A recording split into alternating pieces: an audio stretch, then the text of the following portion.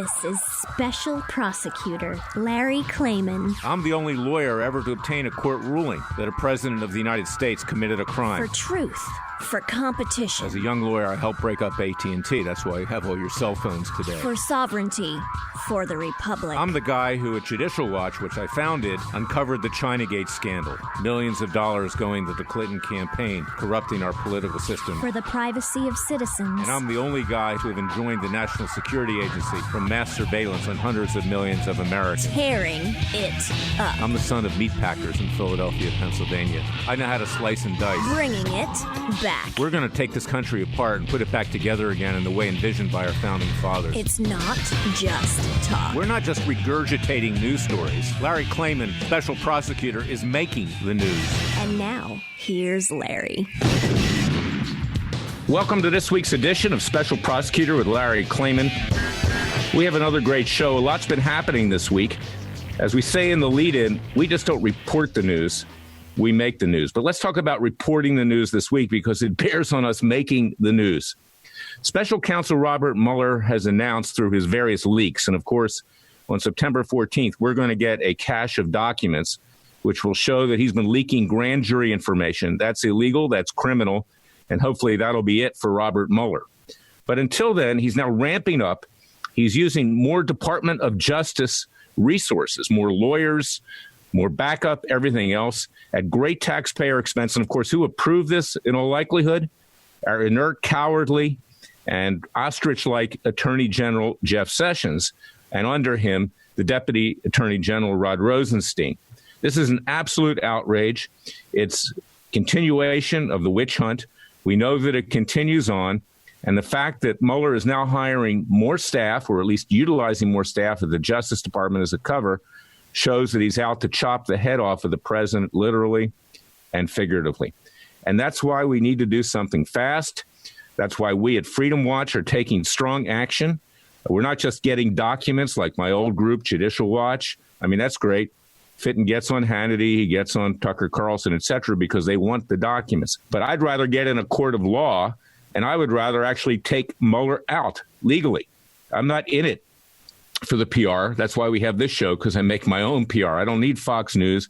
I don't need a group that's trying to tell the American people that there's hope here out of government when, in fact, there is no hope. We know there's no hope. Congress is a dog and pony show. It's entertaining.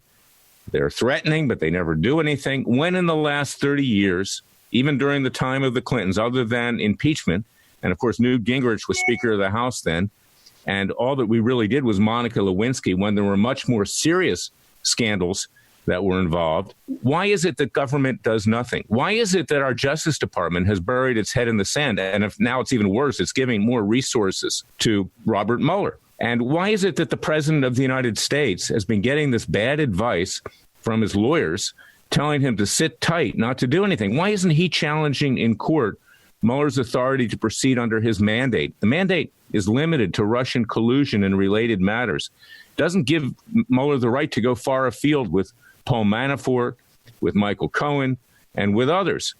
And let's talk a little bit about Michael Cohen this week. Who did he hire this week as his lawyer? If you can believe this, it's theater of the absurd, but it's very, very dangerous. He hired Lanny Davis. Now, you've seen this guy on TV. He sucks up to everybody in Washington, D.C., to get his face on cable news. He's even on Fox from time to time. I sued Lanny Davis back in my days at Judicial Watch. He is one of the most slimy, disgusting people in Washington, D.C. He's got that sick smile when he comes on the air, and he's in it for Lanny Davis. Now, he's a Democrat through and through.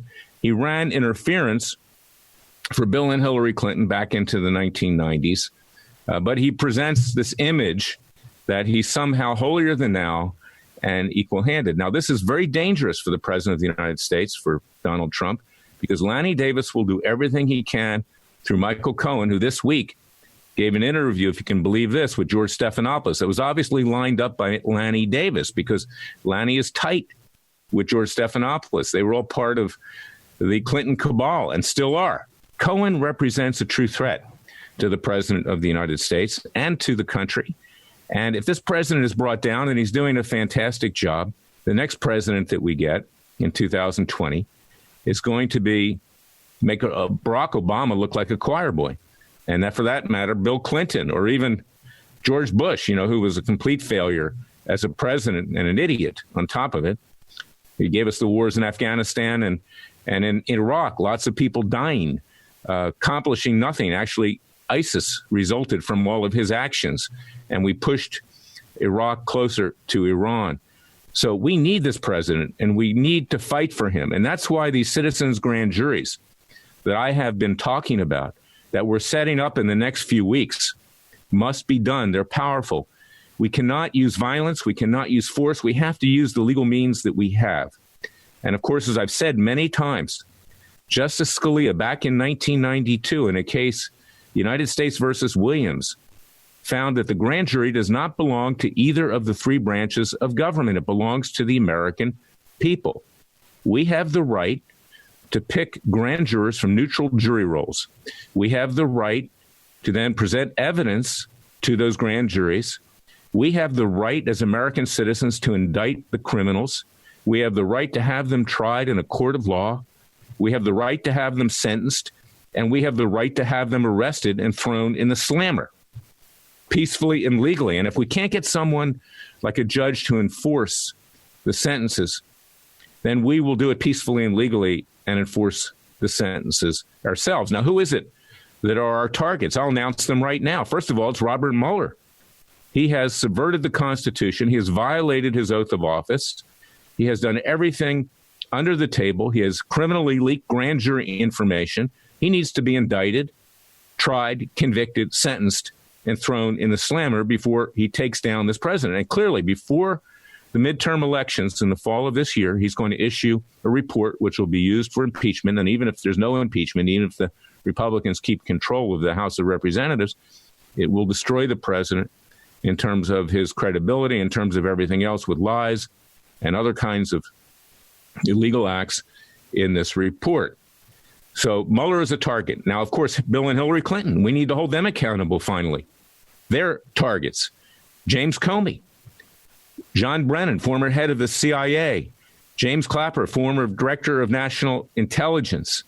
All of these people, including the Obamas, of course, who are behind a lot of what's going on right now in their $8 million mansion in Colorado. They're orchestrating this whole thing. All of these people need to be brought to justice. We cannot have a dual system of justice. And we cannot have people walking off scot-free thinking that they can do this into the future, particularly with the mass surveillance that the deep state has, which is keeping everybody in check. Now, we need stuff for real. We need to actually do real things, not stuff like Tom Fitton and Judicial Watch do. I mean, this week they filed a letter with the House Ethics Committee asking them to investigate Maxine Waters' threats on various conservatives and others who challenge her ultra-leftist agenda and the ultra-leftist agenda of the New Democrat Party, which is socialist. This is illegal. You can't threaten. It's sedition. You can't do that. So a letter to the House Ethics Committee, which has never done anything, has never removed anyone, will get Fitton on Fox News, but it won't get any results. It's a sham. It's a sham of a travesty of a mockery of a sham, as Woody Allen would say. We need to bring lawsuits against Maxine Waters, and I will bring one myself if I have to in my own name, because she's threatened me in effect, and that's not legal. But in addition to that, she will be a target of the citizens' grand juries. She will be indicted, convicted, sentenced, and held accountable as an example that we don't want a violent revolution in this country. We want a dialogue, and we want people to control this country who actually won at the ballot box. And that's why you need to support Freedom Watch, because we're not here just to get our face on Fox News. We're here to get the job done. We don't have a lot of time yet. Our founding fathers did not declare independence in Philadelphia in 1776 on July 4th to get on Fox News. We are the force. In fact, Freedom Watch is starting because in the last few weeks I've had to travel back and forth to Washington, and I watched the Justice League. I don't usually like those kinds of movies, but I think this is actually a really good movie. And it's with Batman, it's with Wonder Woman, it's with The Flash, it's with Aquaman. You know, and it tells a tale. It tells you that you can do it yourself. You don't need the government. So these superheroes, They're you. You're you, the American people. We need to enlist you in Freedom Watch's Justice League, and go to freedomwatchusa.org. freedomwatchusa.org. Sign up, enlist in Freedom Watch's Justice League. You are the superheroes. You are the people who will deliver the United States to righteousness and to return it to the vision of our founding fathers. And I hope that you will do that with Freedom Watch, because, I will risk all. I have a sense, because, it's a spiritual sense that I get from Jesus, and I get from the Father, and I get from myself, and I get from the great people who preceded me and you in this quest to make this country a great nation, which it is. And President Trump is trying to make it great again. I feel that we have a destiny. And I feel that we together are those superheroes that can save this country. But we can't save it by going on Fox News. We can save it by actually taking action, more than just getting documents, more than just sending letters to the House Ethics Committee. We need to rise up. We need to have these citizens' grand juries. We need to exercise our power peacefully and legally. And we need to reinstall this country to the great country that it is. So go to freedomwatchusa.org, freedomwatchusa.org. Join our cause, contribute to our cause. We need more resources. You need to be able to do the job that needs to be done. So we need tax-deductible contributions to get this job done. And we hope that you will do so. Now, we're going to be back with our second segment of Special Prosecutor with Larry Klayman. I'm getting confused because I actually have a petition up on our website that says, sign that petition, have the president nominate me special counsel. That can be in addition to what we're talking about with regard to citizens' grand juries. We are your Justice Department. Nobody else is. I'm going to be right back with our second segment of Special Prosecutor with Larry Klayman.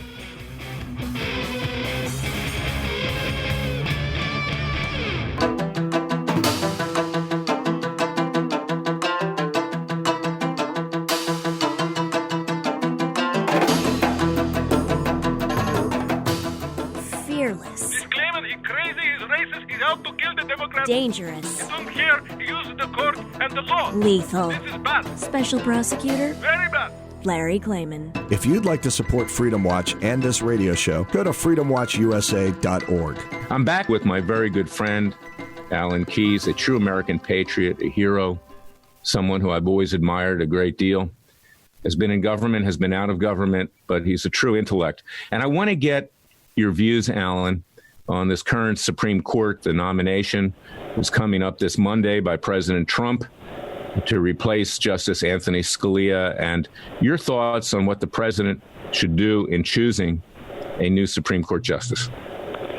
Well, I said in an article last week at Warren Daily that he has a tremendous opportunity to make a difference here. And if he were to choose a new justice, who actually rejected the jurisprudence of the 20th century Supreme Court, right? Then he could possibly save this country. But in order to reject that jurisprudence, I think you have to look for somebody who is not just in terms of this issue or that, because in point of fact, I think when they come right down to it, President Trump is now being criticized because he is saying that he's not going to ask about abortion and ask about this and ask about that. It's actually not appropriate to treat a justice of the Supreme Court as if they should give you an answer to a question about a case.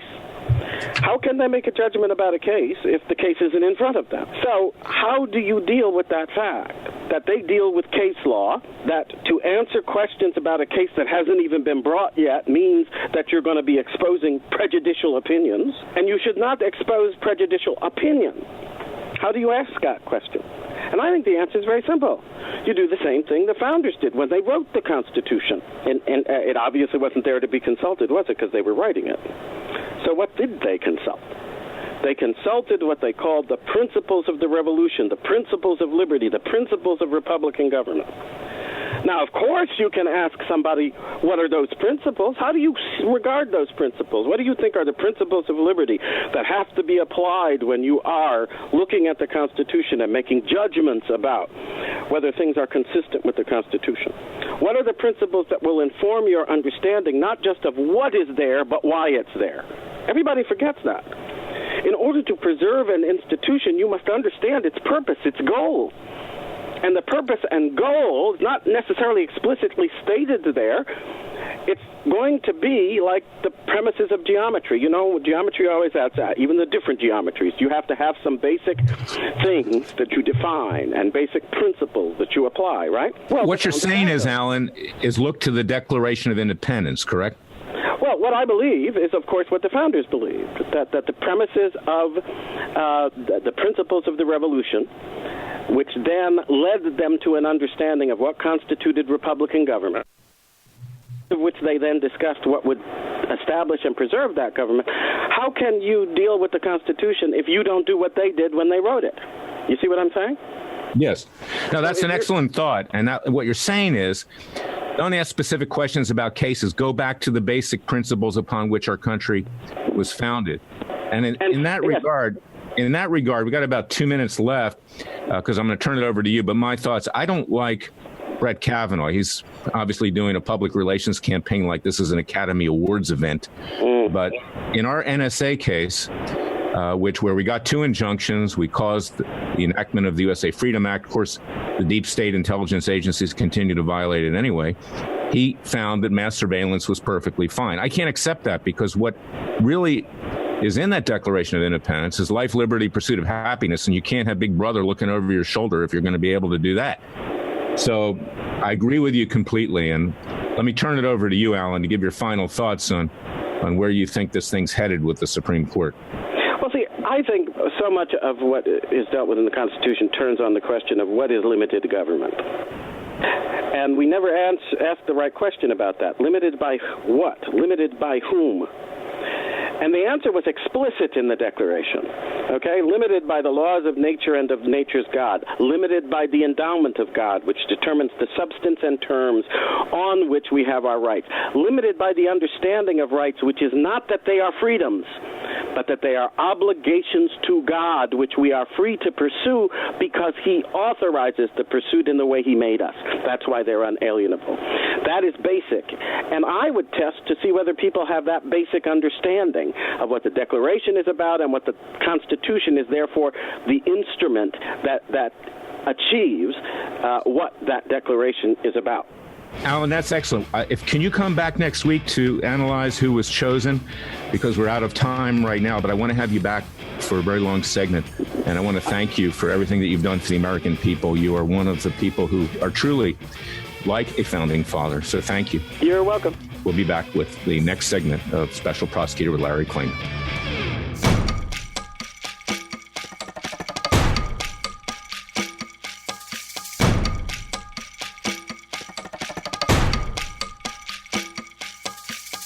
And now, 4 words that make corrupt politicians make wee-wee in their little pants. Transparency and the rule of law will be the touchstones of this presidency. But we have to pass the bill so that you can find out what is in it. Special Prosecutor Larry Klayman. Be the one who makes our country great again. Go to freedomwatchusa.org and donate. We're back with Mai Golan of Hebrew City. She's a true, courageous person. She believes in her country, the Jewish state. She's doing everything she can as a private citizen. She's a member of the Likud party of Prime Minister Netanyahu. She hopes to run for the Knesset someday. I've gotten to know Mai over time. I want to introduce her because she can provide insight into the immigration problems that she's experiencing in Israel and in particular South Tel Aviv with regard to refugees from Muslim countries in Africa. And she, of course, was a strong supporter of President Donald Trump in Israel. Mai, welcome to Special Prosecutor with Larry Klayman. Thank you very much, Larry. I'm very much happy to be here with you. Tell us about Hebrew City, what you're doing over there, and how your immigration problems in Israel are somewhat similar to our own in the United States. Yeah, I have to tell you, hearing Donald Trump over his campaign saying everything that he's been saying about the illegal immigration to the U.S. have really made me believe that someone is finally not just speaking for his own country, but also speaking for our country. Because everything that he's been saying, I've been saying for the last 8 years, fighting, really battling the illegal immigration that has been flooded to Israel in a very, very massive way. You can take, for instance, my neighborhood, South Tel Aviv, was completely occupied and conquered by illegal infiltrators from Sudan and Eritrea. And it's been really just a fight, trying to not just fight them, but fight what's going on with the radical lefties in Israel. What they're doing, together with millions and millions by the BDS and by the New Israel Fund, is basically just trying to ruin the Jewish country, the only Jewish country we have, by the way. For them, this country should be an all-citizen country, an all-infiltrated country, just not a Jewish country. And they're actually using the illegal infiltrators to try and do that. And the Hebrew City NGO is an NGO that I founded 5 years ago in order to really try and battle out many, many radical left organizations that, all in the end of the day link to George Soros and millions of dollars. And, we basically have nothing. If it wasn't for social media on Facebook and on Twitter and on YouTube, we wouldn't have been able to even try and fight what's going on, because it's almost impossible. So in a very similar way, it really, really looks like Trump when, the only way he was able to go through the elections in the U.S. was because the people were hearing him in the social media, on Facebook and on Twitter. And that's the same way it goes with us, because the media here in Israel is a very radical left media, and she's been serving those same radical organizations and serving the illegal infiltrators, not hearing us, not hearing the real people. So through really social media and the people backing us up, we were able to put our truth out there. And when I went down the streets, filming the horrors of the illegal infiltrators, so many rapes and murders and violent incidents in one specific neighborhood that now unfortunately has been spread to many, many other neighborhoods around the country of Israel, this was the truth that no one wanted to put out there. And if it wasn't for the people helping me and backing me and, dozens of followers that I have on Facebook, it wouldn't have gotten out there. So this fight is literally the fight for our country. It's not even it's not even political. I know that we agree on this, but the Jewish left is a threat to the Jewish people, and it's a threat in Israel. It's a threat here in the United States. Of course, the Jewish left controls Hollywood. It's sanctioned, going after President Trump, even whipped up sometimes threats of violence against him. It's supported groups like the Council for American Islamic Relations that opposed the Muslim so-called ban, which wasn't a ban on Muslims at all. It was just simply increased vetting, bringing people into our country that could be a threat. And I want to get your take on Israel, because people think of Israel as monolithic, but in fact, you're up against this Jewish left, which is their spokesperson is El Haratz, much like the New York Times is here and the Washington Post. Give people a feel for that, and how this does not represent the Jewish people. This is not representative of us. Exactly. It's exactly what happens with the reformed population here in Israel. We're talking about a very, it's a minority. It doesn't even represent half of the public of the Jewish people around the world. And the problem is that when you have such radical lefties that represent Israel as Jews, by the way, the majority of them went against Trump in the elections. But when you see them fighting so hard against Israel, but still representing, Israel and the Jews, you realize how much power they have. And when you go deep and you dig and you dig and you find out George Soros with his billions of dollars, and you find out really, there's no other way to put it, really evil people that are standing behind what I call the war against Israel. And when you understand But we are they're just a minority. They don't represent even a quarter of the population. And the actual fact, the Likud government here in Israel, when they're basically ruling with the Prime Minister Benjamin Netanyahu, they're representing the majority of the Israeli people. And you see it in the elections. But the media, time after time, puts a crown on the left people and on the left candidates of Israel, and they put the same crown on the radical lefties and the reform people and the people that are being backed by George Soros. And it's a real fight. It's a real fight that we're doing against those Hollywood Jews that, someone should get up and investigate the millions of dollars that they're getting in a very, very untrusting way. Well, it's ironic that Prime Minister Netanyahu has been criticized unfairly for making, if you can believe this, anti-Semitic comments about George Soros, his son as well, because he's trying to create an alliance with Hungary. That's where Soros is from. And people don't realize that Soros is not really Jewish. I mean, this is a guy who, with his father, collaborated with the Nazis in World War II, confiscating property from Jews going to the ovens and gas chambers. And this is somebody who does not represent the Jewish people. You can't make an anti-Semitic remark about the guy because he's obviously not in his heart a Jew. Not only that, Larry, I'm going to say something that might sound hard, but this is a sick person. It's a sick person. It's a person who took proud of the fact that his father sticked out to kill Jews during the Holocaust. He takes pride in that. On an interview, he said that this was the most wonderful time in his life. And when he understood that that's what his father was doing during the Nazi period, he actually didn't even feel any remorse or regret about it. So, you know what? I understand the Muslims and I understand the people who want to destroy Israel when they support someone like George Soros. But what I don't understand is real Jews, around the world that are actually supporting his views when they can see clearly that all of his actions are against Israel. And by going against Israel, by the way, he's going against the U.S. He's going against democracy in the world. He's going against what's right. He's supporting the Muslim Brotherhood. He's supporting ISIS. He's supporting terror around the world. I don't understand how Jews in Hollywood, such as, people that have really been saying horrible things about Trump. I don't want to say names, because it's been a very, very big fashion now to go to court and prosecute slander. But not that I'm afraid, because it's all been out there. But really big names in the Hollywood, community by Jews that have been basically supporting his views. And I grab my head. No, it's unbelievable, Mai. It really is, and it's a big issue with me. And of course, because we're both Jewish, we can say those things. I mean, we can attack these people, but other people who aren't Jewish, if they start to attack them, are called anti-Semites, and they run for the exits.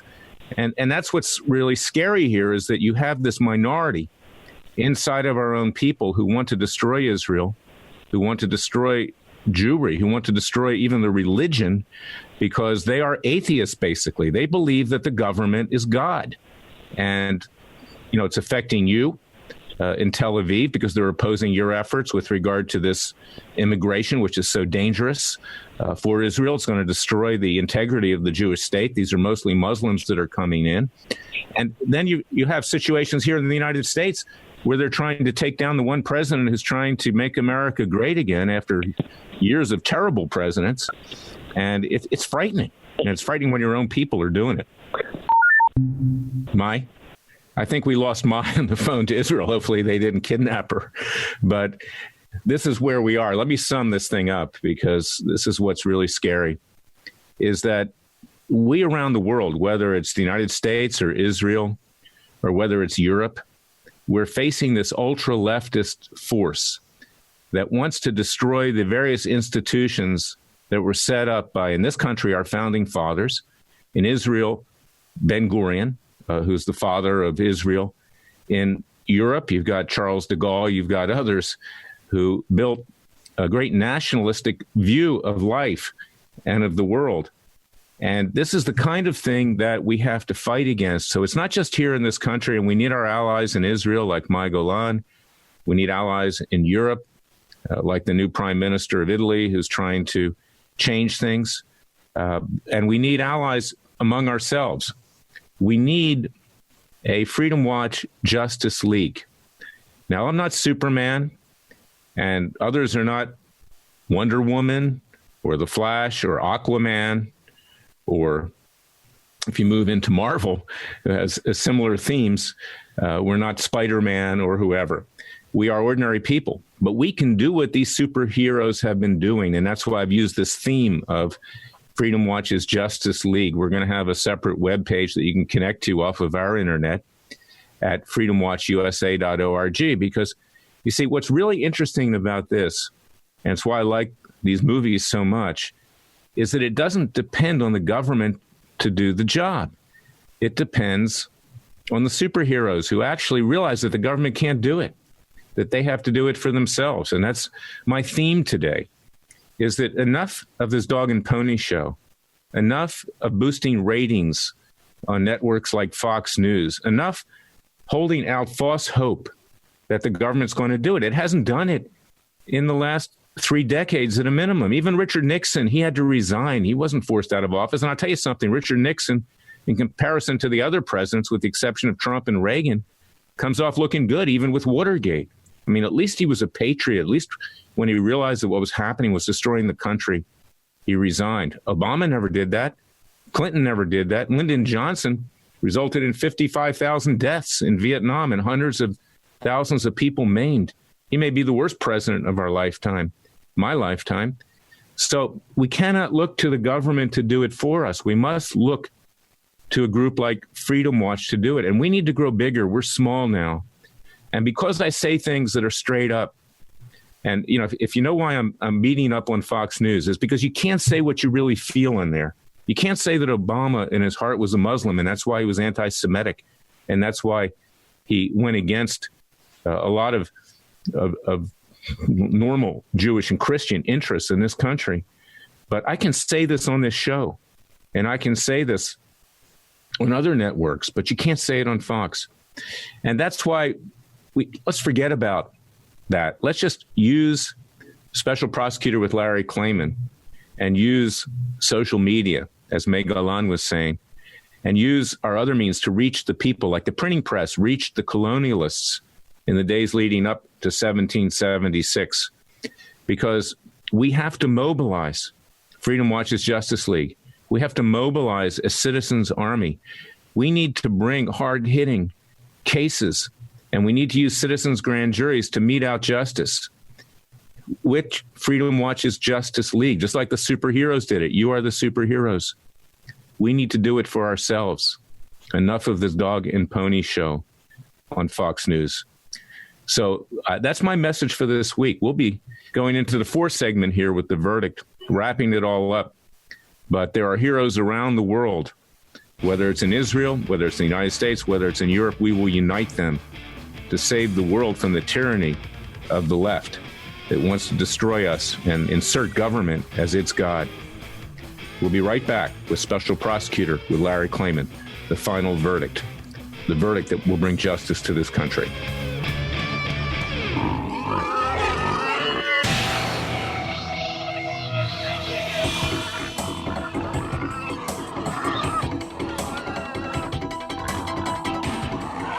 Before he was a trial lawyer, he sliced him and diced him. People used to ask me, Larry, what caused you to start Judicial Watch and now Freedom Watch, given the powerful forces in this country that put you at risk? In a meat packing plant. I'm the son of meat packers in Philadelphia, Pennsylvania. I know how to slice and dice. A very special prosecutor, Larry Klayman. If you'd like to support Freedom Watch and this radio show, go to freedomwatchusa.org. On Monday, we're going to have a new Supreme Court Justice nominee.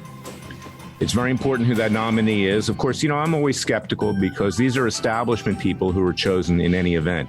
If you want to be a Supreme Court justice literally from birth, you have to be cognizant of what, if you're a judge, writing opinions can mean in terms of getting nixed. You know, it's funny.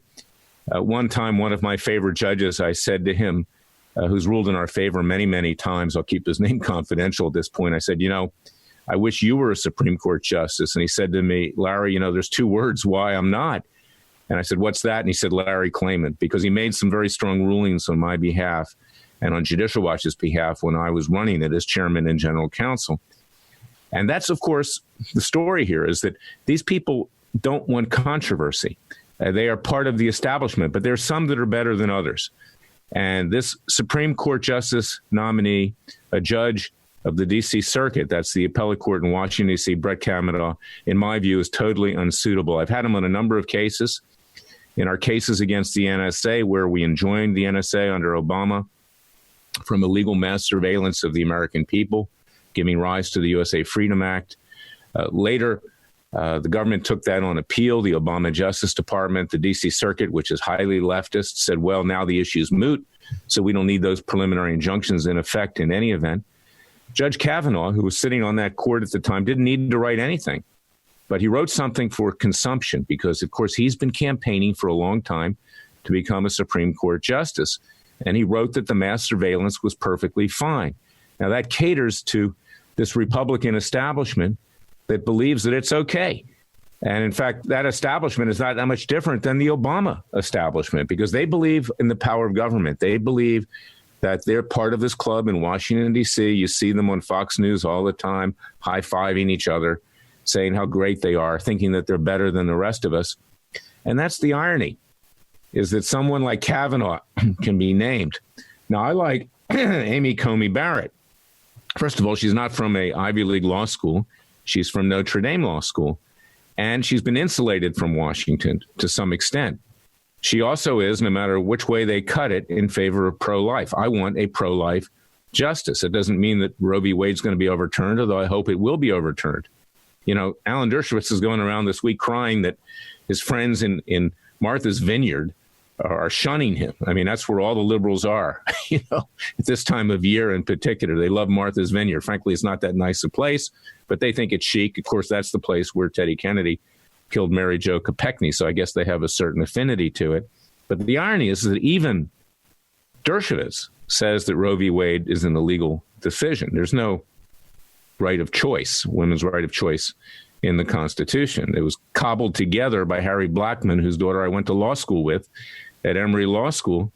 And Blackmun just simply made that up. The states can decide whether there should be abortion or not. It's not a federal issue. It's not in the Constitution. So I hope that the president will choose Amy Coney Barrett. It's good for him.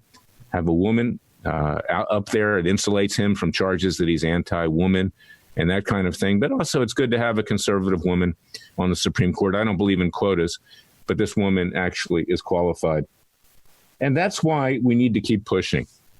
And I want to reiterate, go to freedomwatchusa.org. Join our citizens' grand juries. Join our Freedom Watch's Justice League. I'm getting all choked up again over it because you are our superheroes.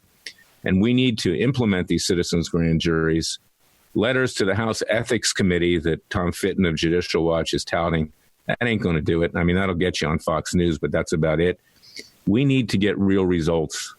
We don't need to worry about how much FaceTime we get on TV. And that's very, very, very important. And of course, with regard to Fox News this week, I opposed the president's having named Bill Shine, who covered up for Roger Ailes at Fox News as his new deputy White House chief of staff. Now, whether Shine did anything wrong or not, he needs to be investigated before the president puts in the White House someone who has been accused of covering up sexual harassment claims and someone who was accused of having sequestered a woman who allegedly was sexually harassed by Roger Ailes in a hotel room and getting her psychiatric care so she couldn't talk. Now, these are allegations, but the president does not need this aggravation as he's moving forward. So in any event, go to freedomwatchusa.org, join our Freedom Watch's Justice League. We'll be back next week with another great edition of Special Prosecutor with Larry Klayman. God bless you, God bless America, and God save America.